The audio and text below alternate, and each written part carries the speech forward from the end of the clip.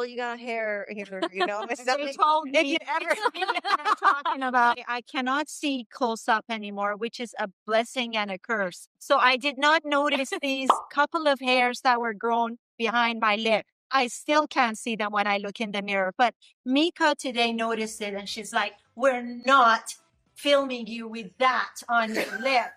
And I'm like, with what? And she's like, who's got a tweezer? And she's looking around and we've got everything from shaving cream to hairspray, but nobody had a tweezer. Okay. No tweezer in sight. Do you think that deters Meeka? No, she's coming at me with her fingers. And she's like, that's what girlfriends are for. I don't know what I felt inside, fear or love for the woman that she's willing to do this for me. I got out of here as fast as I could, went to London Drugs, bought myself Persian wax because I've used that since I was 5 years old. And I did my own back of my lips. I don't know if you notice it or not. It's now gone. It's gone. Okay. Now we can move on. it's not red anymore. No, not anymore. It's not, I'm sure. Yes, I'll pause it here. Real women, real lives, real stories. This is the Ladies in Power podcast. Unfiltered, unscripted, and refreshingly authentic.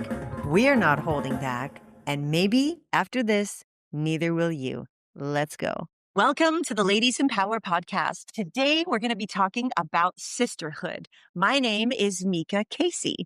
I'm Dr. Mahsa Soraya. Hello, I'm Sandeep Bhatha. Hi, my name is Gurvinder Dhol. All right, ladies. We did it. We did it. Yes, we have. We're sitting here. 4 women that have just very recently gotten to know each other and call each other friends. I mean, I think that's incredible.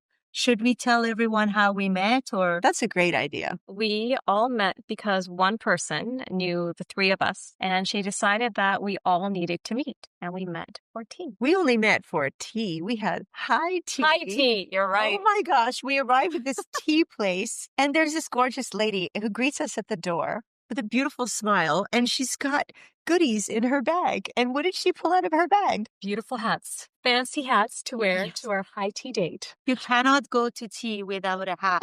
And I think that hat really got everybody excited about us and got us talking about what it is we want to talk about and what is friendship, what is sisterhood, what does it look like for women to love each other and support each other. I want to say that to me, always sister meant somebody that had the same values as you. It had to be somebody that you felt close to, maybe your race, your religion, your whatever. Mhm. And for the first time, I get to realize that's not what sisterhood is about. It's about finding people who care for you on a very cellular level. And no matter how you goof up, they're still there for you. So I just wanted to acknowledge that. It's been great. I love that. I love that. I think it's extraordinary that when we met for high tea, we just met for high tea because one of us in the group, are we going to name her or maybe not? Maybe at the end of the podcast, We could ask, keep it guessing. our listeners to take a guess. Yeah. But one of us in the group was determined that the other 3 needed to meet. So she brought us together, or I brought us together, or she brought us. We're not going to tell you right now. And we sat down, we had conversation. And then among us, another of us said, we need to do a podcast. Well, what I think is just really amazing is that there was no hesitation. And it was just yeah, let's do it. Sure. And I think that is one of the first beautiful openings that led us to this moment right now, right here. And here we are. Like we said, we're going to do a podcast and off to the races. And not all of us are the type that go off to the races. And which I think is amazing. So those of us are now being pulled along. Okay, fine, it's me. It's me, I admit it. But I love it. I love it that I'm being just pulled along on a journey of excitement. We speak to the value of saying yes, just trusting your heart and looking at, saying, how do I bring more love into my life? And the 4 of us sitting here is an example of how we just opened up our hearts and said, yes, I feel this person's soul is kind and loving. And I want to be around that. So I think that's phenomenal. The world is changing. When I was growing up, and we're all different generation, we different ages and different times we grew up. During my time, it was all about competition. who can you do better? It was always who you got to compete. And I think the new universe is there is plenty for everyone. We can all shine. We can all be wonderful if we help each other. Is that what you guys finding? Because you're much younger than me. So how are you finding this? Well, I have 4 daughters. Yeah, that's right. I have 4 daughters. I'm one of 5 children. I'm the oldest of I have 3 younger sisters and a brother. And I wanted to raise my daughters differently than the way I was raised. And you're right. When I grew up, there was a lot of competition and there was no cheering each other on. But I want that for my 4 girls. I want them to lift each other up. So one of the things that I've always taught them is if you're really good here and your sister is really interested in that, show her how to do it because she adores that in you. That's why she's behaving like that. And so I tell all 4 of them, I whisper in everyone's ear and I'm like, you know what? You should teach her that. And I'm like, that is what society and that's what women should be for each other. I guess I'm really good at this thing and maybe she really wants to know and I'll share that. And so we're all lifting each other up. And that's for me, it's really personal because I have 4 daughters and I want that for them. I want that female support system for them. I want them to go out and know that there's a female out there, older, younger, whatever, the same age, that's there to lift them up, not to bring them down, to lift them up, who's genuinely loving them. I would love that. That's what I would love. That is so beautiful. It's so beautiful. And that is how I felt at the high tea. I felt like I had sat down with 3 sisters that I had just met as an only child without any sisters or brothers. I've always wondered what it would be like. I always wanted to have a sister or a brother or 10. And always wondered what that would be like. And there was a moment when we were sitting together, we're eating our little sandwiches with no crusts and these fancy teacups and these beautiful, the color of the tea in the cup from the petals of these different flowers of jasmine and rose and whatever else was in there.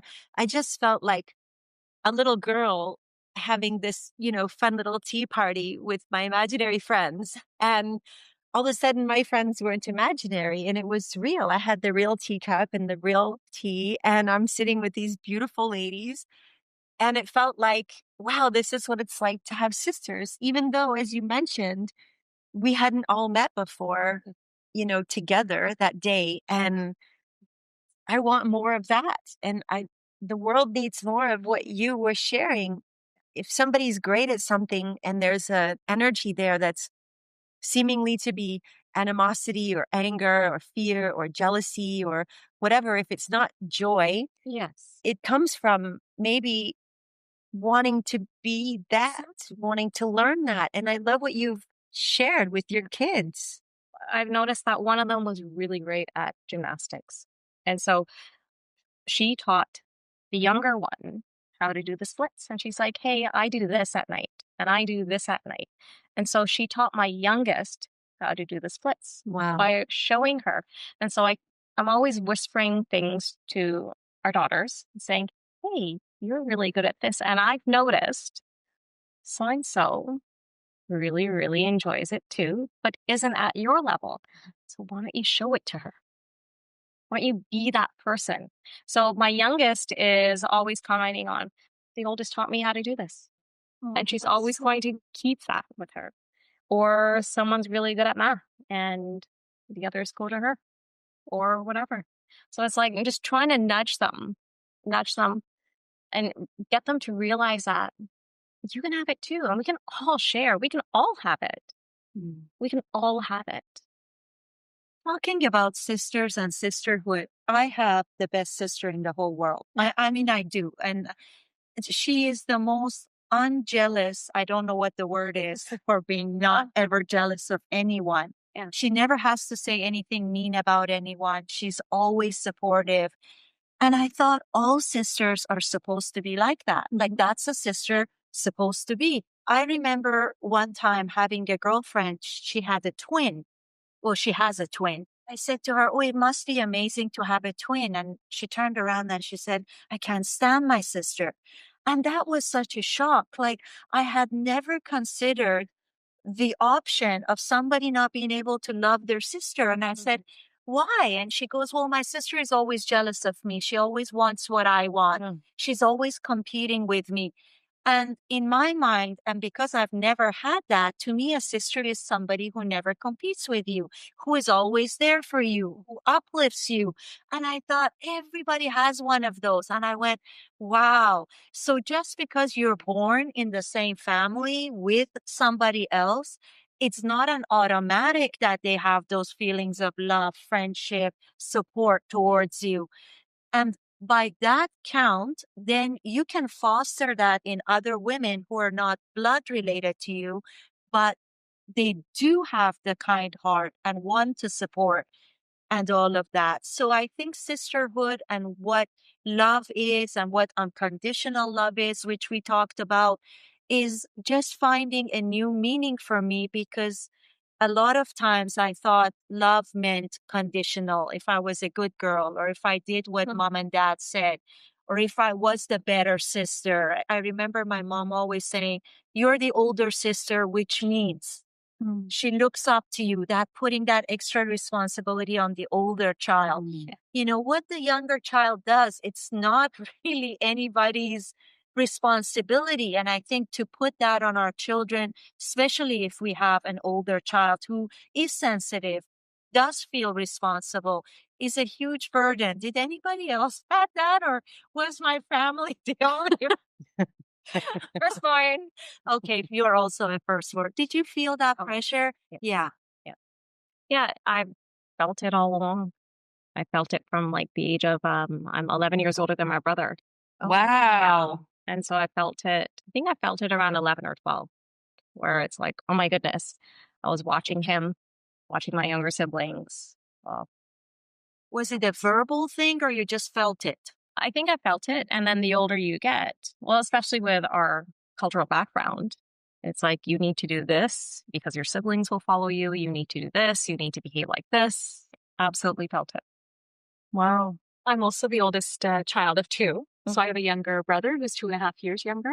And I definitely, I also felt that responsibility because I was the older of us. Not a heavy burden, but it definitely subtly was, placed on me that, just almost a sense of like, just take the responsibility, or it's, it's okay, you're older, and a little bit of that kind of, role modeling as well. Maybe it wasn't placed on me. Maybe I felt it, that I should set a good example for my younger brother. But it's interesting because I have also an older daughter and a son. So I kind of almost made sure that my younger son doesn't get to feel too much younger and my older daughter doesn't feel too much older. They're only 2 years apart. But I've said to both of them, you're only 2 years apart. Neither one of you needs to feel that age difference. Just do for each other. Not because one's older, not because one's younger. Just take care of each other because you can. And you can choose to do that. That definitely is an interesting dynamic. How about yourself? Well, I'm an only child. So I got to be the oldest and the youngest. And I also think I'm the middle child, which is known to be a little bit out there.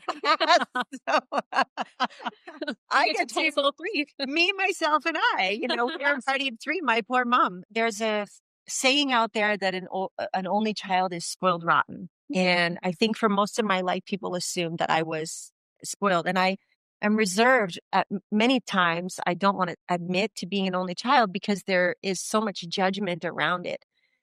And my experience was not what everyone believes to be about the spoiled child. And so there was a great part of me growing up that thought, well, I was really ripped off. All these spoiled children that got everything they wanted. I'm like, my parents didn't get that memo. So that being said, I had all the love for me. That is priceless. I think what I did get spoiled in was love. I got so much love. It didn't always look the way we want love to look, and I know that I was loved and I know that I was seen and that I mattered. And I think those came through for me growing up. And that's become my big message throughout my life. If I look at my life and the one theme that has gone through, it's that you matter. And I hashtag that all the time. And it's It's part of my message to everyone. And I think it really came from knowing that even though I wasn't the smartest or the prettiest or whatever, the fastest, I was loved. And yeah, there were conditions. You mentioned conditions, right? I remember if you get, because I did not do well in school, I was always a disruptor and just fun, and got in trouble for being fun because there's no fun allowed at school. And oh my gosh, I don't know about now. We're not going to talk about now today. That will be another one, I'm sure, maybe 3 parts. I was very blessed to be an only child, although I did find out later on that I had a brother. And I do have a half brother. My biological dad, who raised me until I was 2, I think, and then he left. He was actually a rock star, fell in love with one of his groupies on tour and didn't come home. He played with Alice Cooper and Peter Gabriel and some big, yeah. And so 5 years later, we found out that he had a son with his new wife. And I tried to have a relationship with him for over 30 years. I wrote letters and I sent gifts and I would call. They moved to the United States and nothing. And actually, a side note, we just did a road trip because my goal was to go and just show up at his door and say, "Hi, I'm your daughter, and you're my brother." And we did, and more about that on another episode when we get into some of the family dynamics. But so I'm in the process now of trying to build a relationship with this man that is in his mid 40s with 2 children that are my nieces and that I haven't met yet. And so, it's a journey. But I was an only child, getting back to that. And now I realize I'm not. I really desperately want to have a relationship with him and with those girls. And I know that it's a process. It's a process. Now, you say you always felt love. Was it because your mom said she loved you, or because she cuddled you a lot, or how did that come across? Oh, that's a great question. I didn't always know. I played victim in my life for most of my life. I had this story in my head that my parents didn't love me. I didn't, there was a lot of different things that happened in my head. But doing some personal development work, doing some personal growth and taking responsibility and starting to appreciate. There's a saying that Tony Robbins says, have appreciation over expectation. Right. And it helped me to really start reflecting on some of the things that I had looked at myself as a victim and poor me, and I didn't have this and didn't have that. And then I realized, oh my gosh, I had so much love. And it wasn't the I love you.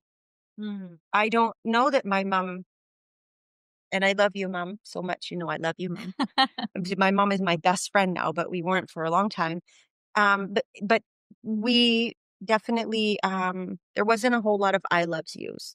But when I look back now, I'm like, wow, they loved me so much that they did this and they did this and they did this. And I'm telling you, it took me until I was like 40 years old to see that.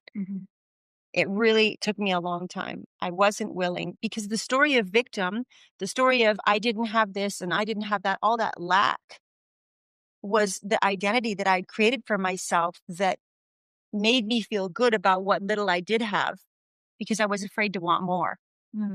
So it allowed me to stay in that space. And I used that victimhood, if you will, for so many reasons and lived in that identity for so long. I asked that because I don't ever remember my mom saying, I love you. I don't ever remember that. So the question is, do saying the words, I love you, matter or not? We were just talking about plants and keeping plants alive. And apparently, and this is according to Meeka, you put a sticker in your plants that just, I love you, and it grows. You don't even have to say it or breathe on it. You just put the sticker on it. So to me, I think those words matter. And yes, they put food on our table and they send us to the best schools or whatever. But just to sit you on their lap and say, hey, I really love you.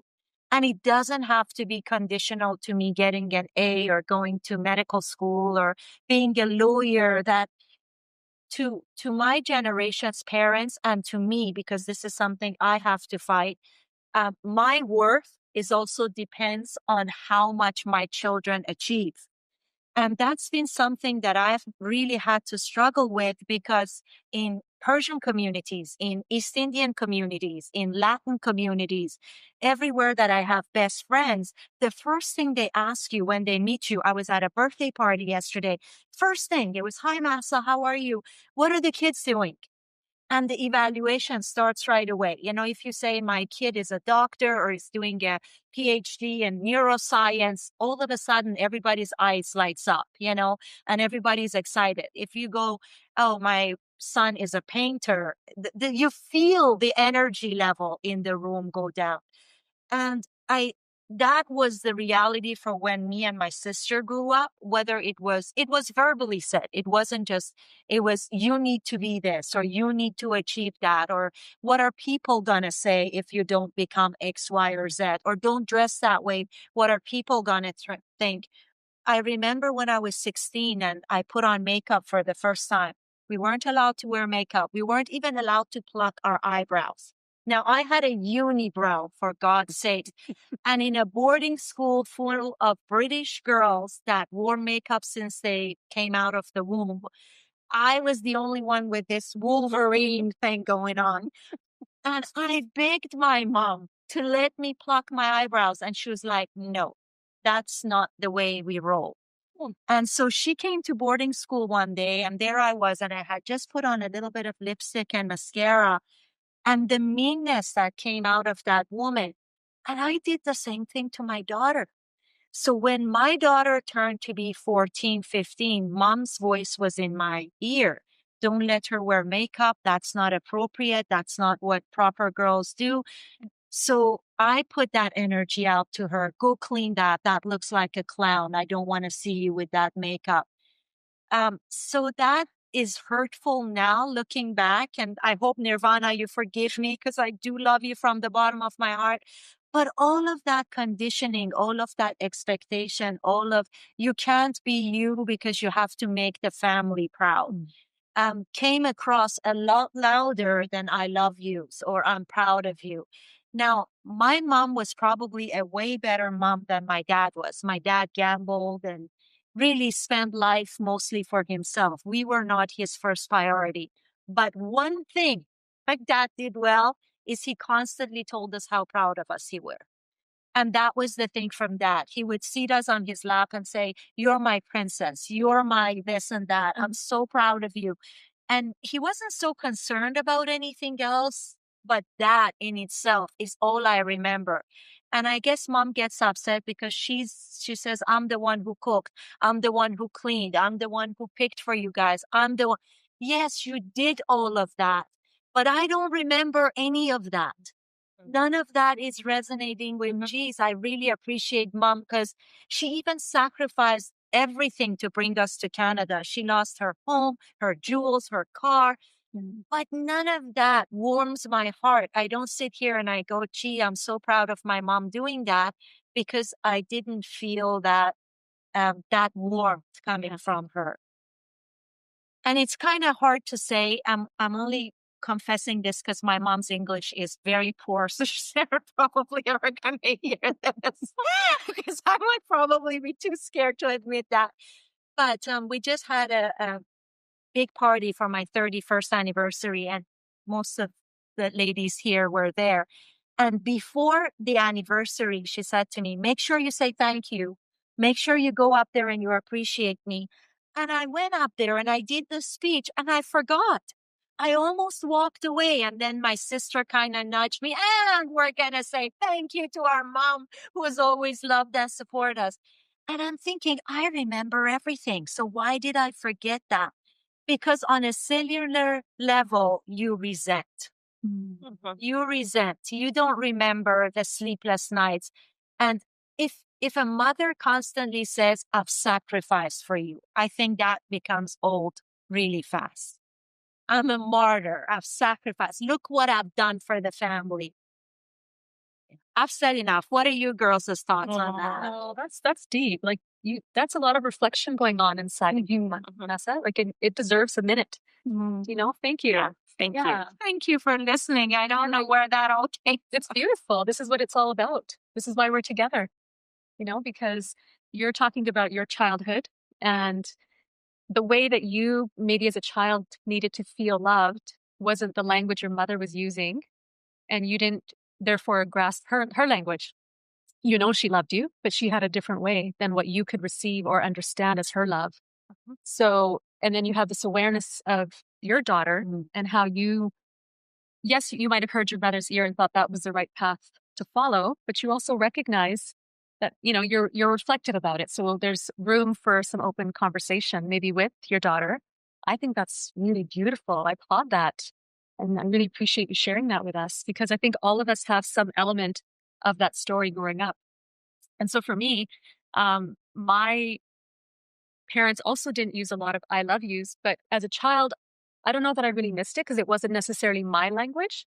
I'm not even sure what my language was, but growing up and reflecting back, I can look back and say, even to this day, when I tell my mom I'm coming over for a visit to see her and my dad, she will wait till I arrive, till I'm sitting in front of the counter that has the stools before she's going to start making food, because she wants it hot off the pan. She wants it hot off the pan onto my plate, where I have to wait 5 or 10 minutes anyway before I can take that first bite, where it could have been dry to get, it could have been. But, you know, as her kids, my brother and I, we just realized this is our mom's language of love, to really make sure that food is hot. So I will do without all of her I love yous, just knowing that her language of love is action. Yeah, acts of service. Acts of service. So she doesn't necessarily put a lot of value in the I love yous. My dad was actually a little bit better at saying I love you. He could even apologize. That's a whole other podcast too.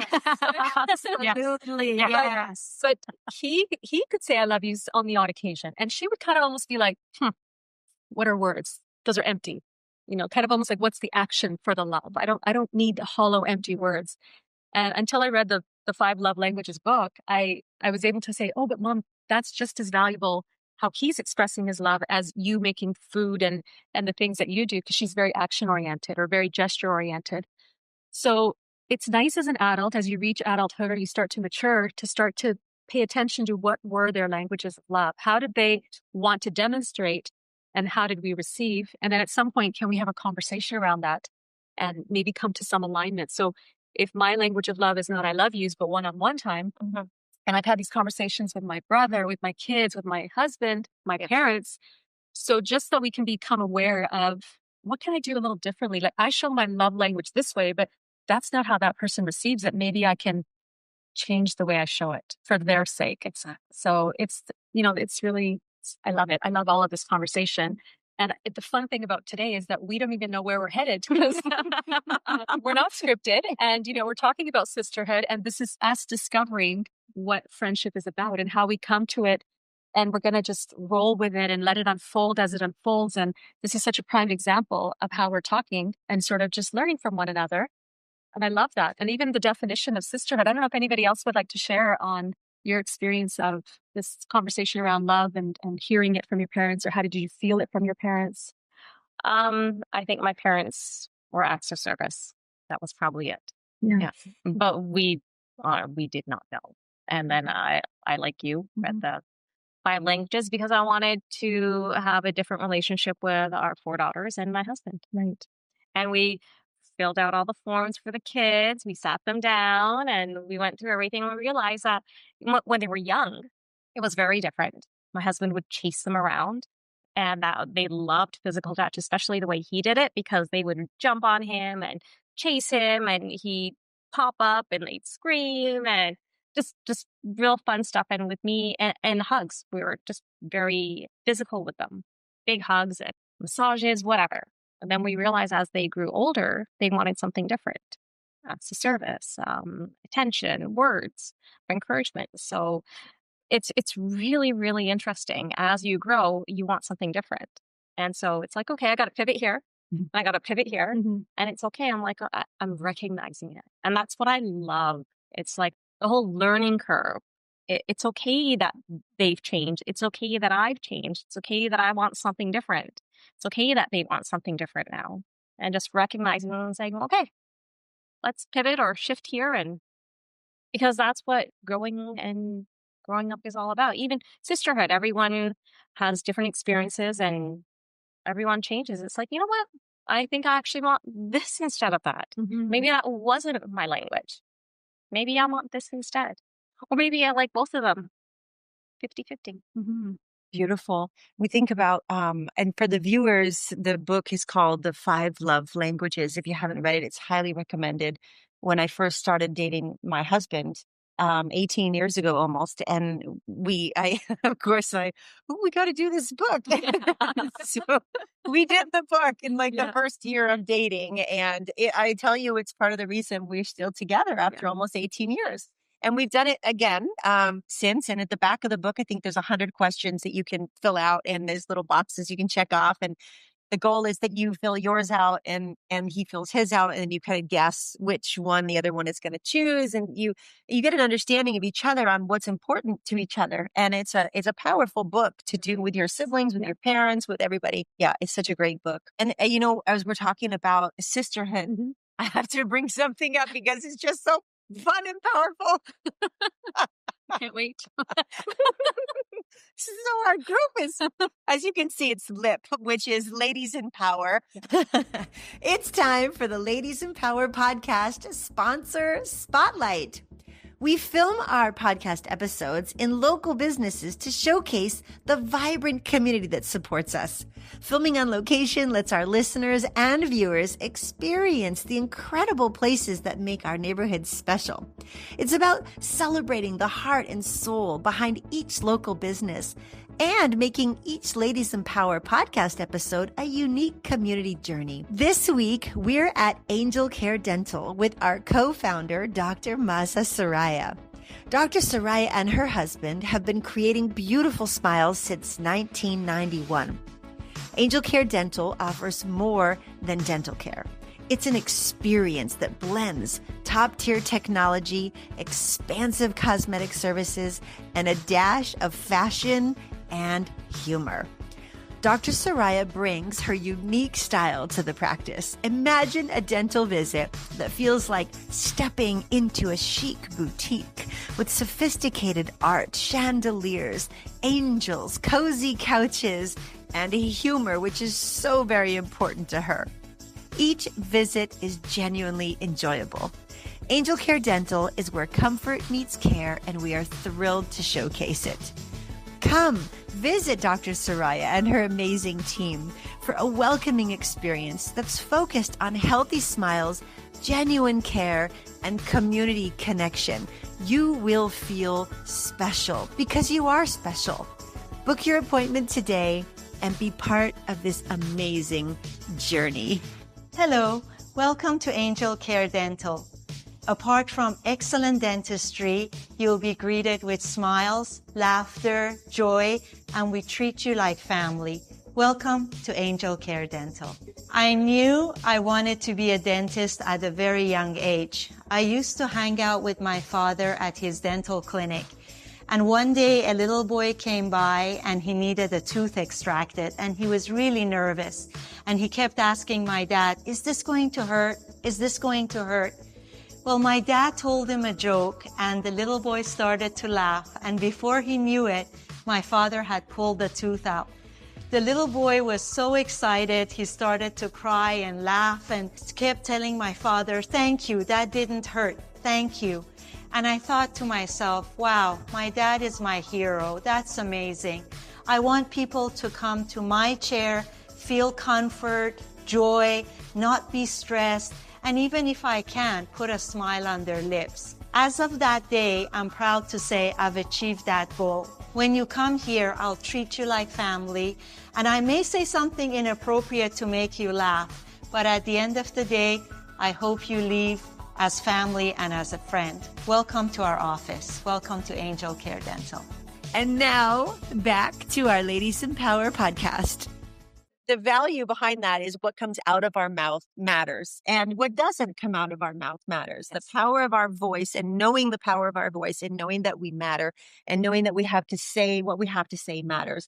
We also have this beautiful set of lips for kissing and for pouting and for waxing and tweaking and tweezing and all these other things that us beautiful women get to do, Yeah. And it's not just at a certain age, let me tell you, because we were talking about in our teens and having to go through certain things. And I had hair growing out of my chin. Like, I thought that happened to people when they got old. And when I was 19, I thought 35 was old. Let me tell you, it is not old. So I just remember going to electrolysis to get these hairs zapped out of my chin because, they sold me on electrolysis. So I did electrolysis. Then I tried it on my upper lip. And that is like, they say having a baby is hard, but I got to say that's probably up there. It hurts. It really hurts around the bone. And no disrespect to any of the women that have had babies. I haven't had the privilege of having a child. So I'm sure it's much worse, but it was still awful. And that is the power of sisterhood. Yeah. Is telling each other, girl, you got hair here, It's something you ever talking about. Let's talk about it. Let's talk about it. Let's talk about it. That's unbelievable. You have to tell your sister. I cannot see close up anymore, which is a blessing and a curse. So I did not notice these couple of hairs that were grown behind my lip. I still can't see them when I look in the mirror. But Meeka today noticed it and she's like, we're not filming you with that on your lip. And I'm like, with what? And she's like, who's got a tweezer? And she's looking around and we've got everything from shaving cream to hairspray, but nobody had a tweezer. Okay. No tweezer in sight. You think that deters Meeka? No, she's coming at me with her fingers. And she's like, that's what girlfriends are for. I don't know what I felt inside, fear or love for the woman that she's willing to do this for me. I got out of here as fast as I could, went to London Drugs, bought myself Persian wax because I've used that since I was 5 years old. And I did my own back of my lips. I don't know if you notice it or not. It's now gone. It's gone. Okay. Now we can move on from this hair where it shouldn't be on your face topic, but that's what good friends are for. Yes. Or at least that's what Meeka is for, because her eyes are like eagle eyes. She can see the slightest hair on your chin or lip or wherever. Yeah. And then Sandeep, she's like, I hope that shiny red for all of the podcasts because I wouldn't listen to them and tweezer it off. So that's sisterhood because it's also about teasing and being able to be a little bit mean to each other and still. And it's fine. It's just a little red dot. It's not a big deal. Like, no one's going to notice. There's no red dot. One's tuning in right now to say, oh, is that what that is? But you won't even notice. Nobody can see the red dot. It's not red anymore. No, not anymore. It's not? Are you sure? Yes, I'll pause it. Yeah. Sisterhood. Yes. This is what sisterhood is, one of the elements. Thank you for so vulnerably sharing and calling me out as the one that that was very sisterly of you.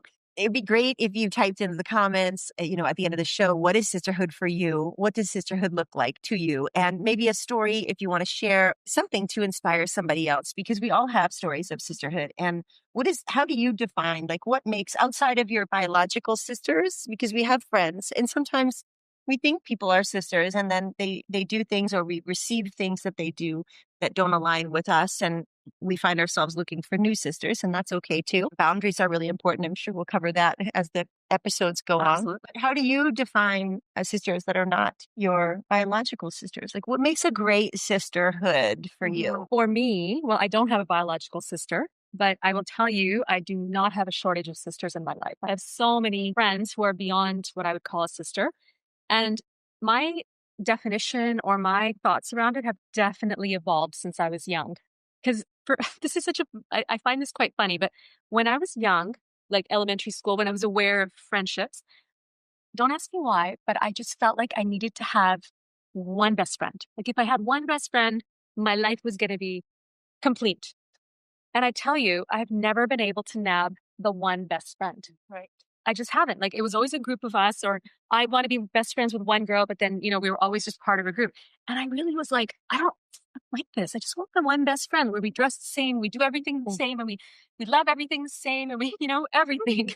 Yes, like this. As I've gotten older, I have such a diverse array of girlfriends. And what I now appreciate is one will call me up for an adventure and we just go. One I'm going to have deep conversations with her about spirituality or, something along those lines. One is about traveling. There's this such and such event happening in such and such place. Do you want to go? So all of them, and they all have their strengths. Like some are the ones that are, you say one thing like 6 months ago, and they're paying attention that, oh, she's really into this type of poetry. And next thing you know, I'll receive a gift of, related to poetry. Or someone's paying attention to, she mentioned she really loves mangoes, or mangoes are in season, and all of a sudden, mangoes show up, or whatever it is. And I just think, wow, that's so cool. Like for someone, because I don't pay attention. Gift giving, gift receiving is my lowest love language. So I realize, and some are the taskmasters. You are having an event, they're going to make sure everything runs on time. I'm one of those as well.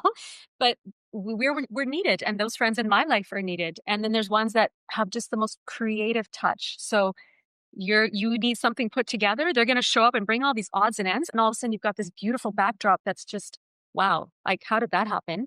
But they have these different talents. And so I just think, as I've gotten older, I realize that there's so much beauty and value in having this diverse array of friends. And even just if their strength is their strength, just enjoying that, not even feeling like, oh, I wish I was like that, or I wish I could be like that. If they're a great, I don't know, bongo drum player, I want to enjoy their concerts. I don't need to be a bongo player. I just want to play. I want to listen to what they're doing. So I really love that idea of having diversity amongst your friends and their talents. And even with us, like, I don't even know what our thoughts are on so many topics, but yet here we are. And it's that willingness to take joy in who's sitting across from you. Because for me, once I can read someone's heart, we're in. We're good. We're going to learn love from each other. The heart has to be there. And I'm always looking for ease in my friendships. So for me, a sisterhood is where we just go with the flow. There's ease. There's a lot of yeses, but there's also some pullback. And even the pullback or the tweezing is accepted. So for me, I'll stop there. But, I'm sure we're going to dive a little deeper into this. But for me, that's how my evolution of the definition of friendships or sisterhood has evolved. That's gorgeous. I love that. Gorgeous. And so true. Beautifully said. Yeah, so accurate. Like, especially as we grow, I always had 3 or 4 best friends growing up. So in elementary school, I always had 3 or 4 girls. And one was for the creative side, one was for academics, and one was just because. And so maybe I think that's where I pulled it up from my experiences for our girls. It's like, you're really good at this, share it. Share it. Why not share it? Let's share it. And let's all be that if we want it. And I think that's, for me, is what sisterhood is let's share and build each other up. Let's really build each other up. Let's have that community. Let's have, in society, let's have that kind of community for us females now. Amen. Yeah. I love that. Amen to that, girl. We need that. We love chatting and learning and beauty and makeup and fashion and everything in between, nature, just all of it. Let's just be there together, raising each other up. I feel so incredibly blessed to have the women that I've had in my life in the past and now. I was bullied pretty badly in high school, grade school and high school. And I had a tendency to choose, I really saw the girls in the school that were suffering, and I would befriend them thinking that because I was popular, I would be able to bring them to become popular. And I went to 10 schools, so it happened a lot. And every time I would think that, it would backfire. I'd become the person that was picked on with the other young girl. And I can think of one right now who is in my life right now, even though I'm, grew up in Toronto and I'm here in Vancouver. And I found her, great story. And we've become friends again. And she has become such an extraordinary success. She has 5 daughters that she's raised pretty much on her own. Extraordinary woman. Mm-hmm. And then I look at, and she overcame so many things in her life. And then one of my other best friends, she grew up with 8 brothers and lost her father young, and is a Jamaican family, and grew up with a lot of diversity in her home, let's say, with all those boys. There was a lot of things coming and going. And she was my best friend, my hero. And she saved me from a girl that was bullying me and wanted to beat me up. And she was a couple of years older than me. And I asked her to come to the school and talk to this bully because I was afraid. I was so afraid. And so she came to the school to beat the bully up for me. And she actually knew the girl. And she's like, you can't be picking on her. Come on, look at her. So you can't leave her alone. And so, sisterhood is protecting each other. Yes. It's allowing someone to protect you, be willing to ask for help, be willing to help someone else. And, both of those ladies are still in my life today. One of them was my maid of honor at my wedding. She is the sister I never had. It's just marvelous. It's so great. And then today, like I love what you said about the different roles that women play, and that because they bring parts of you out. Yes, they do. By like that. I've never heard it so elegantly put. It's really, thank you. Given me a chance to reflect on that, on the woman that will, well, I'm usually the one that says, let's just go. You figure it out later.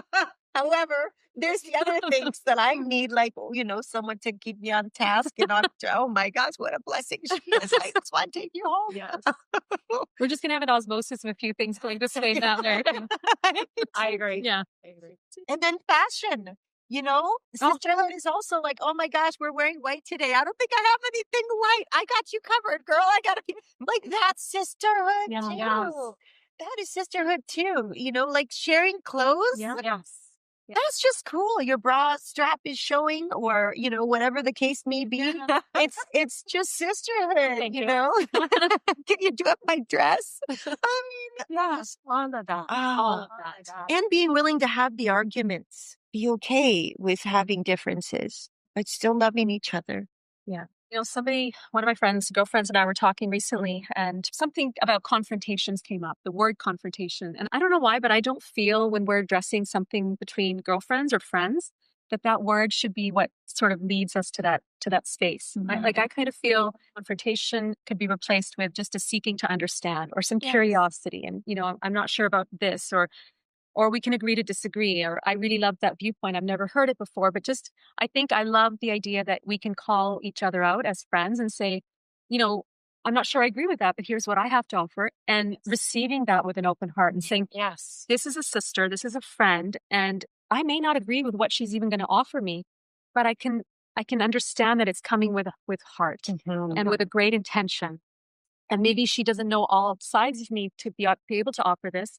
But regardless, I want to think about where it's coming from and appreciate it. I think when we approach situations like that and take out that thought of, oh, I have to confront this person, or I have to come to this and, it's negative, or it's something I don't really want to address with them. But we take that out and just show up with love. Right. And listen, I'm coming here because I care about you. I care about our friendship. This is happening. This is how, how would you like to address it? Yeah. What's your take on it? And I think curiosity is such a huge piece, to growing friendships and evolving. Honesty too. I think you really, you will accept a lot from friends if you know they're honest and if they've got your back.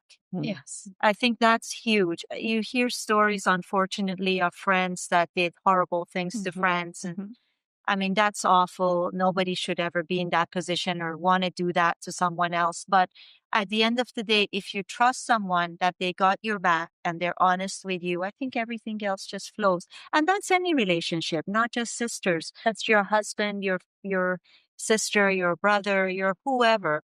I think one of the prophets said, truth that hurts has more value than a lie that flatters. Yes. And I used to always flatter because I didn't want to break someone's heart. But at the end of the day, even if you say something to a girlfriend like, oh, you look lovely in that dress, but she looks like a pumpkin on a patch, it's not really going to do her any good if she goes out like that. So who did you really help? Or if, your son or your husband asks something, if you're honest, even that honesty hurts, it's better to deliver it with kindness than just flatter. So for me, in a friendship, I don't have many friends. I pick them very, very selectively. And I think what's most important that they're honest with me. I don't care if they never call me. It could be once in a year call.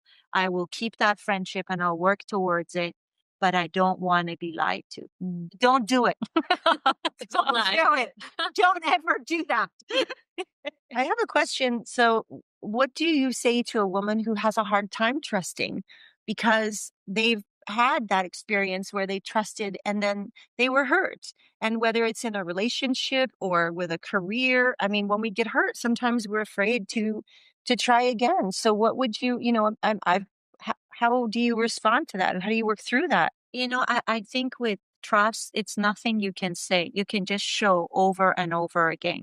You know, if with I've heard of stories of women stealing each other's husbands, and it's usually happens to best friends. You know, a woman takes another woman's husband and they're best friends. And why How would can you you do be that? best How friends? can you Yeah. do that? How can you cross that line? But it's just showing someone that you can trust me by being at the right place. If the husband and wife in my life, if two of my friends have a problem, I'll go to my girlfriend and I'll say, you know, you really should cut him slack. It's not that bad. And to him, I'll be like, you know, you should really I don't try and play them against each other. I'll pull them to a corner and point out to each of them why they're wrong and they should apologize. If I walk into your bathroom and you left your diamond ring there, it won't go missing. I'll be coming out saying, hey, Meeka, where's your brain? Here's your diamond ring. And it's just something you do every single day. It's nothing you can say because, like you're saying, words are words sometimes. So it's how you show up, how you prove your friendship, how if I come to your house crying one night because my husband just did whatever, you'll take me in, you'll give me a cup of coffee, you tell me it's all going to be okay. And that all stacks up like a bank account. How much are you depositing? How much are you withdrawing? And you're allowed to withdraw. You're allowed to make mistakes. But if the balance, is it worth the friendship to keep it or not? Yeah, that's beautiful. That's very powerful. Yeah, that really is. How about you? Like, have you ever had someone that's ruptured your trust and been afraid to trust again, or had a friend in that situation? So it's a lot to, what I have to say is much deeper than this conversation. Another podcast. It would definitely have to be another one because it involves healing and energy to a very different level. The great thing is that I recognized it. I worked through it through EFT and Qigong and meditations, and I've come out being a completely different person, completely changed my victimhood because that's what I grew up with. And became a person that I'm really happy with, a person that I am proud to be, and continuously shedding things. When I recognize something, I'm continuously shedding it from myself and progress. But definitely pulled many weeds, from my childhood, from my past, and allowing everything to grow and flourish around me. But recognizing, yes, it did happen, and working through it in the ways I found. Definitely healing at a very, very deep and energetic level. Wow. And now sharing it with others. Thank you. I look forward to that podcast. Yeah, me too. Yes. It's really fascinating who we are as children, as teenagers, as adults, as women, and what we've picked up from our ancestors, and not just our grandmas, our great grandmas, our great grandparents, like generations prior. The stuff that we've kept from them to our present person, really letting it all go. Again, weeds, so you can flourish now. Where's the popcorn for that one? Oh, girl, that's so. It's fun. It's fun. gosh. It's fun. And letting go, and just wings flapping and saying bye bye, see ya. Just flying. Oh, Yeah. wow. So Yeah. we come back to that, back to the wings and the Yes. angels. And Yes. we hope all of this chatter is going to help someone who's listening. And if they would like to hear more, like Meeka was saying, let us know. I just I really acknowledge you for just that step that you just took was huge. And I want to acknowledge you for that, and the willingness to come back to this again and share with us and give us lessons and insights. And a question that I have is, you mentioned going from victimhood, and what was it that shifted you out of the victimhood? Like, was it an awakening? Was it a meditation? Was it a guru? Can you pinpoint? I don't think I can actually pinpoint, but I can say what methods really helped. And how did you know that you were in victimhood? I do a lot of EFT. Yes. And for those that don't know what EFT The is. emotional freedom technique, I'm an energy psychology practitioner. We get to the root of our issues. And as I was doing, so one thing that right from the get-go that we learned to do was called the personal peace procedure. So we would swap sessions with fellow colleagues, and we would get to our victimhood. We would always get to woe is me. Was that the goal? It wasn't a goal, Okay. but we would we would always find ourselves in woe is me. Why is this happening? Beautiful. And then I would use Qigong. I'm a medical Qigong practitioner. And so physical movement and then meditation. And I think over the years, I've been practicing over a decade and really practicing the emotional freedom technique and Qigong since 2017 and 2019 and meditating every day for at least 45 minutes for about 4 years. That's incredible. Yeah, it is. That's incredible. And calming the brain down. So that's one of the other things I've learned with doing all these techniques, especially with meditating. Once you calm your brain down, you get more of the good alpha brain waves instead of the talking, fast beta brain waves. And the more you get into that, you're also pulling up your gamma, your theta, your delta. And when you get into those brain waves and your brain quiets, Sorry, over my head. sorry, did you say it was deep? Sorry, you did say that. Please. Sorry, when you get into those brain waves, what happens is you get all these aha moments and you get these whispers, and it feels like whispers from God saying, look into this. Like, you've quieted down. Now really look into this thing. And it's like, okay. And then you start digging deeper there. And then another month or so later, you hear another whisper because you have calmed down your brain. And you hear, it's like, oh, maybe I'll add that. Maybe I'll add that and see where that takes me. And it's always taken me to a really unique path, or it's always taken me to find the answers, and I usually find the answers. It's amazing. How do you know? Like, I mean, my brain is going, how do you know that you are in victimhood? Because I love all that. And there's a lot of people out there that are playing the victim card and they don't know it. And that was me for decades and decades. So how do you, you knew you were in victimhood. How did you recognize it? And then I really knew it. I read David Emerald's book, The Empowerment Dynamic. The Empowerment Dynamic by David Emerald. David Emerald. Please get on Audible. Okay. And it's a very quick read, especially on Audible. It's about, I believe it was like 4, maybe 6 hours. Very quick. And David really, really pointed out, he, instead of doing an autobiography, he placed himself in this book and became the character and wove a story around it. That's so neat. Yeah. I got and how he became. Mentioned it. Yeah. And he's like, and he met someone named Ted in the story, and Ted showed him and just posed questions in a unique way. And he's like, I guess I do that. I guess I am that. And I guess I have said that. And I guess I did do that. Oh, beautiful. In my marriage. And maybe I did that too. And maybe I was at fault. And maybe I can apologize. And maybe I can forgive, because even if that percent was 0.0001%, I still did it. I still played a role in that dynamic with that other person. And even if it was small, and then I bring in forgiveness. I forgive myself first. Do Ho'oponopono. Yeah. We got to do that for our viewers. Yes. And bring forgiveness into that. Forgive yourself first. And then you feel powerful enough to forgive the other person. In my viewpoint, one of the ways we get out of victimhood. So you forgive yourself first.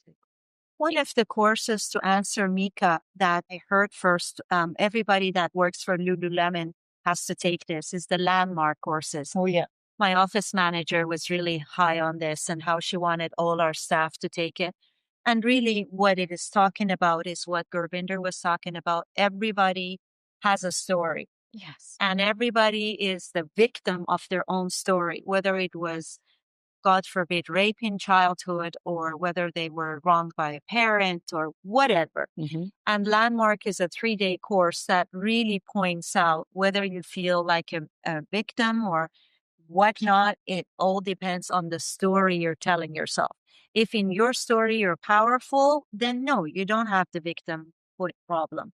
But if it's always somebody else's fault, if it's always been done to me, if it's poor me, if the problem is always over there and never here, then you're certainly in that circle of telling yourself a debilitating story, and you need to come out. And for whoever has not taken the Landmark course, it's amazing. You hear stories that just make you cry, stories that is unbelievably hard to hear, but it also puts the attention back on yourself and why am I feeling this way? And to her point, once you start to notice that language we're using on ourselves, then it clicks. Yeah, I'm playing the victim. Yeah, that's so true. I would just love to share a very quick and personal example of putting this to work, what you just talked about. I had no idea, about the course or anything, but a quick example just came to mind about victimhood to maybe empowerment. And it's a silly little story. For me, it really kind of was a launch pad for just other things in life. And it was simply that my little voice was telling me that you need to connect more with nature. That's who you are. That's what you're about. Go outside and take walks. But for some reason, I just couldn't see myself going for walks alone. And so the victim in me was like, well, someone needs to come with me. So I think I felt like, I needed to have a friend walk with me, or I needed to have my husband walk with me. So the idea that it had to be something external serving me, what you just said, it was something that someone outside of me had to do in order for me to feel like, okay, I'll go for a walk. But it was conditional that someone had to come with me. And I was miserable because I wasn't walking, because I kept waiting for my husband to just jump for joy and say, I'd love to go for a walk with you. And he never did. So in all fairness to him, he didn't have to walk. But I just felt like, well, gosh, I guess I can't walk because no one's going to walk with me, until there was a day where I thought, oh, you silly, silly girl, just get outside and go for your walk. And I did. And I started with just a shy little walk. And it sounds so silly, but of course I know how to walk. And of course I have walked. But this very intentional thing, right? So I started this walk, and maybe I did 15 minutes or half an hour. And I came back just on the biggest high, like just in love with life, because I looked at the leaves, which I love doing. And I was looking at the sky, and it was just so transformative and what my soul was calling me to do. And then I just became a walking monster. So anybody knows, if you're going to try and do coffee with me, I'm going to convert it into a let's walk and talk. Forget the coffee. Let's go for a walk and let's talk. And I can walk. I can walk all day by myself all the time. People will be like, "Hey, saw you walking." I'm like, I know, you saw me.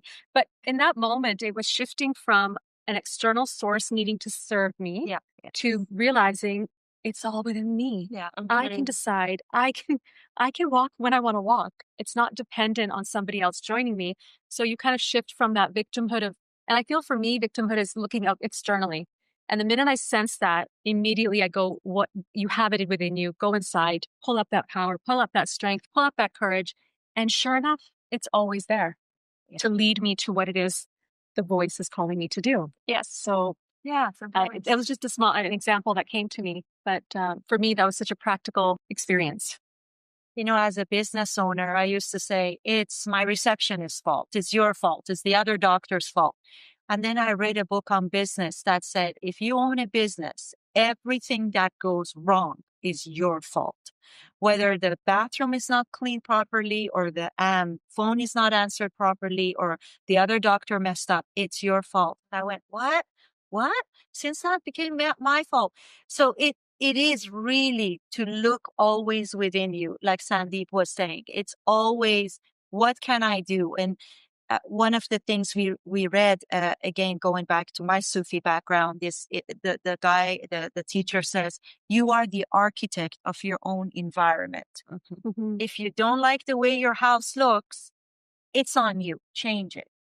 Don't sit there and expect somebody else to do it for you. So I think a big part of victimhood is taking responsibility. So we are the architect of our own environment. And if we don't like something about our lives, whether it's our family life, house, whatever, we have the power to change it.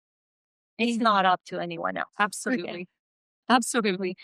Meeka, you asked a really beautiful question about, friendship and what happens if someone's not trusting. I would love to hear your answer for that question that you posed. Did you have any thoughts? Oh, thank you. I'm a risk taker. Mm-hmm.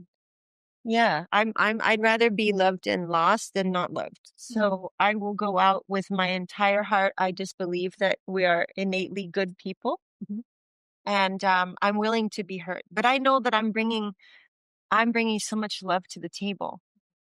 And I think I have enough love in me to overcome anything. If something is good, I just have faith. I think I have faith. I'm just trusting that the situation is going to go the way it's meant to go. But if I don't give my whole heart, how can anybody give theirs? I have leaders go first. Leaders go first. Mm-hmm. and I lead with my heart. And it's the only thing that I know how to do. So if somebody is going to come back to me and not be in their heart, I can be an example, a role model, an inspiration for them. I can act the way I want them to act back. And if they don't, then I get to decide. But it's just, yeah, I think, thank you. I'm really just coming from love and trusting. And I've been hurt so many times. So many times, so many times, so many times, so many times. And it's okay, because I think a God source, whatever you believe as your higher power, whether you believe in a higher power or not, I believe whatever's out there has given me the gift of love. All of us. But for some reason, mine is just like right here. So I want to just toss it around. And so if I get hurt, I take a minute and you know how you see kids when they fall down, they bounce? Yeah, that's lovely. I like to bounce, and the older we get, we don't bounce as well. And I think that's because we've had so much heartache and pain. But if we can go back to that little girl inside and just know that she has whatever she needs to bounce, then just, go out there and bounce. The world needs more bounce. Yes. I find that's really inspiring and something I probably needed to hear. I'm glad I asked the question because the answer that you've given is something for me to think about. Because I think sometimes if you've been hurt in life, you don't even want your ball to be thrown. Like you don't even want to be thrown and risk a bounce, or risk falling flat. You just sort of protect maybe sometimes. And so I like that idea. Go back to that inner girl inside and let yourself bounce back up. That's very beautiful. I love that. So beautiful. Thank you. All right, guys, I am of a different opinion. I am of the opinion that trust your God, but tie your camel, okay? Trust God, but tie the camel. Okay. So what does that mean?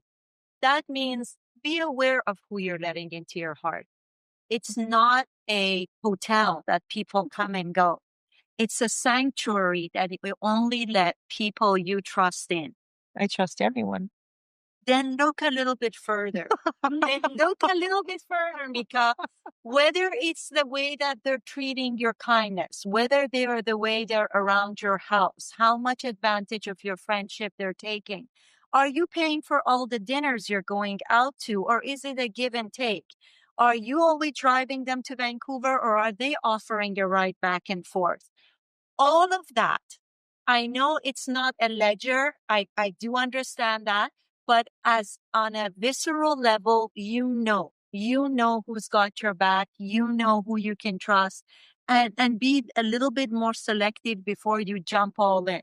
Because you do have a beautiful heart, Meeka, and you do give. And I also believe, like Gurvinder was saying, the higher your energy level, the more you will attract the like kind. You will attract people like yourself who would like to give, who would like to be of loving, but also let your antennas work. Like trust your inner voice. If something says it isn't right, then trust that voice and say, no, maybe I'm not going to let you alone in the kitchen with my husband and go upstairs for 3 hours and write an essay. I'm going to check up on you guys once in a while. I just have a very different way of thinking. And that's fine. That's why we're here. Yeah. You bounce back. You bounce I bounced back. It's okay, Meeka. I'm going to have 2 eyes at the back of my head watching all your friends for you, making sure they're not going to. Well, here's the thing. I don't want to live in fear, okay? If my husband is not happy with me, then he's going to find happiness somewhere else. I get that. And I take responsibility for that. No, he's perfectly happy with you. This is my belief. If I am not if my husband is not happy with me, and I've been willing to recognize that, see the signs, and not pretend they're not there.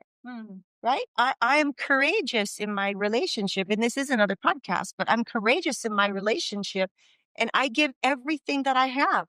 So at the end of the day, if it doesn't work, heaven forbid, he's the love of my life. But if anything didn't work and he chose to go somewhere else, that would suck. But I know that I gave everything. And if I gave everything and it still wasn't enough, then we weren't meant to be together. because I might make it sound, and I don't want to offend anybody with my beliefs I don't want anybody to feel guilty or shame or anything. That's not my intention. My intention is just where I sit right now. My first father left my mom for a groupie, right? And it was horrible, horrible for us. And then another guy my mom dated met somebody else, and that didn't go out. And then my mom remarried finally, a nice Catholic boy.